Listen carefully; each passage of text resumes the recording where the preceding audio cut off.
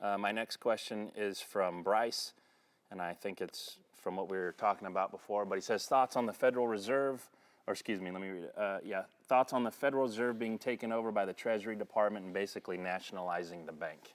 What would you say to Bryce on that?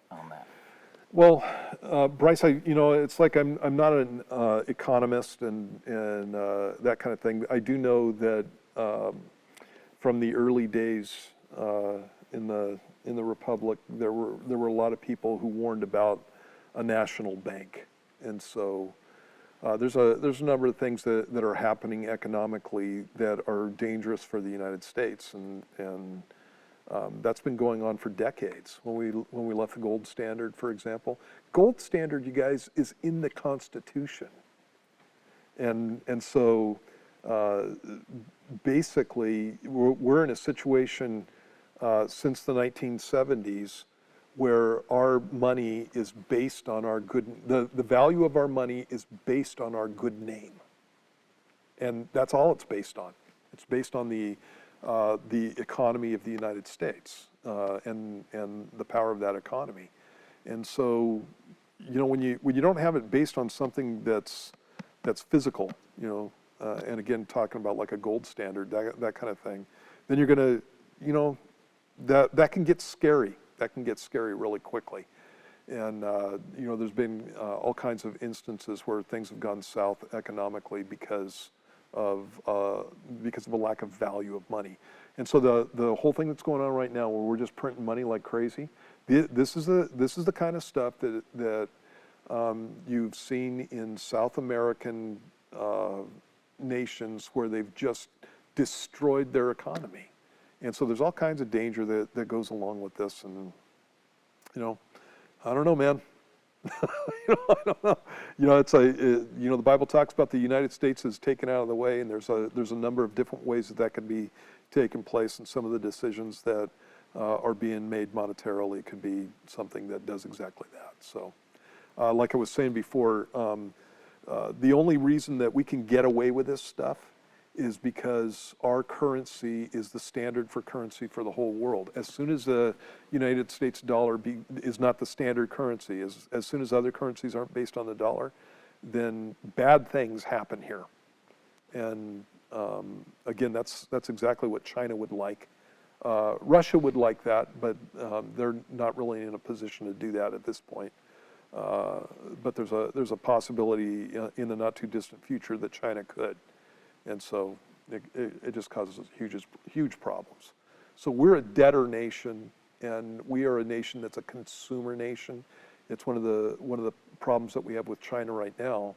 For example, you've probably heard about the fact that we don't make our own antibiotics anymore. They come from China and India, and even the antibiotics, the medicines that come from India.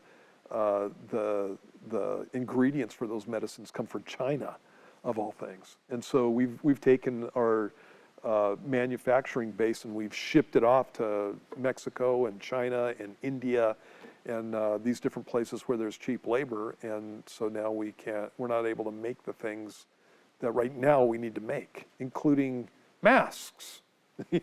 Those are coming from China. And so medicine. Yeah, masks and medicine, man, and it's a wake-up call. And yeah, so I am worried about things that are going on in the Fed, and I'm worried about it's like if this goes south on the level that it could go south, the United States will just be wiped out economically. Yeah.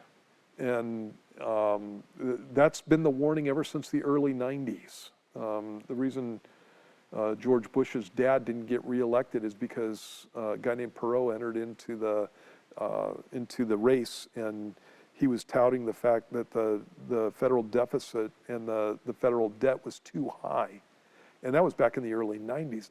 Nothing close to what we have now. And if something doesn't happen, we're going to reap the consequences of that. So, lots of ways the United States could go down, and economy is one of them. So. What's scary about that too is that when you have you go back to the Great Depression, 1930s area, which had a great economic problem, you still had people who had savings accounts, right? And they didn't have debt, right? Now we have people who have no savings, who are already having problems, or didn't go to work for a week and they can't pay their bills. And our debt, like we're financing our TVs and our couches on Best Buy credit cards. Yeah, you know? no, that's so crazy. the situation we have now, being a debtor nation, and the fact that, like the whole interest rate things, interest rates are at zero. I mean, they're trying to prop up the economy, and I get that. But one of the reasons they're not raising that is because when you sell bonds and all this stuff to China, so they buy our debt, if we raise the interest rates, that means we can't. Because then we can't pay our debt because the interest is too high. Right. And so it's like this. You guys get that? It's like this never-ending game that we're mortgaged to China, and we're mortgaged in a situation where we don't have a fixed rate to China, and so we start raising interest rates, and our payments to China go up. Right. Basically, that's what he's talking about. Yeah. So, and then when you combine $1 trillion college loans that they say we're not supposed to pay back, the auto market's in the tank, and there's a huge bubble there for loans, and it's just like that economy thing on the whole wiping out scary. America is definitely up there. Yeah.